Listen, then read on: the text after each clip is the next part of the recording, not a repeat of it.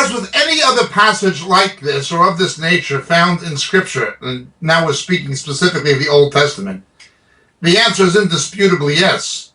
These things are written for our instruction, we're told in 1 Corinthians chapter 10. There are three different aspects. The first aspect only applies to Israel and the Jews.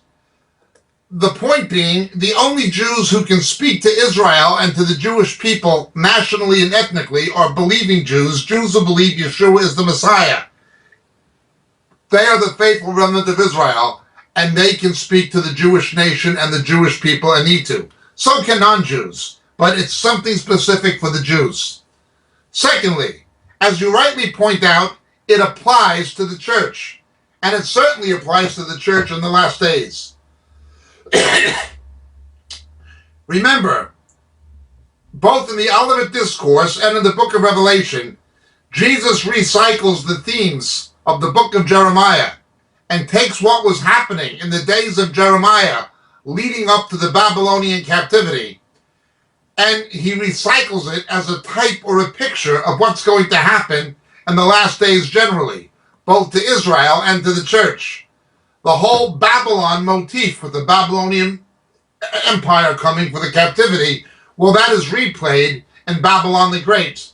The whole idea of the centrality of the temple in prophecy, we see that again in Revelation, the book of Revelation, chapter 11, and in the Olivet Discourse.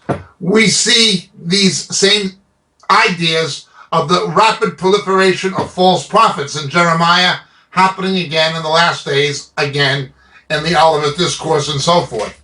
So what happened in the days of Jeremiah is a picture of the environment the last days church will find itself in, both concerning Israel, national Israel, and concerning the church at large. But then there's a third dimension of application of this prayer and passage if you extract the precious from the worthless. It is true from each and every one of us.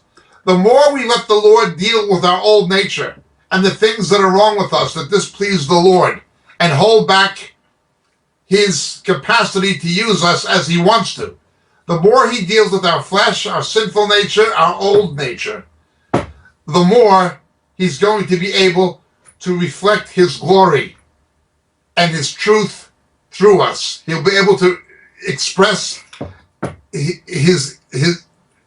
himself on the basis of his word. He'll be able to make us his spokesman to the unsaved, to the world, even to the backslidden church, and to Israel, if we extract the precious from the worthless in our old lives. Again, it always comes back to the cross, crucify the old nature. So there are three aspects. There's the aspect of dealing with Israel and the Jews, which applies in the last days just as it did in Jeremiah's day. There's the aspect of that where you'll have believers, both Jew and non-Jew, who God will use to speak to Israel and to the Jews. The second is speaking to the church. And the third is our own lives, extracting the precious from the worthless. In each one of us, there are things that God has placed there that is precious. Unfortunately, it is encased in things that are worthless, the old nature. There's an extraction process that takes place. The more by the power of the Spirit that we're taken back to the cross, crucifying the old man and the old woman, that the new creation of Jesus can blossom, the more aptly God will be able to speak through us to others, including to the unsaved, certainly to Israel, and certainly to the apostate church. Thank you so much for your question. God bless.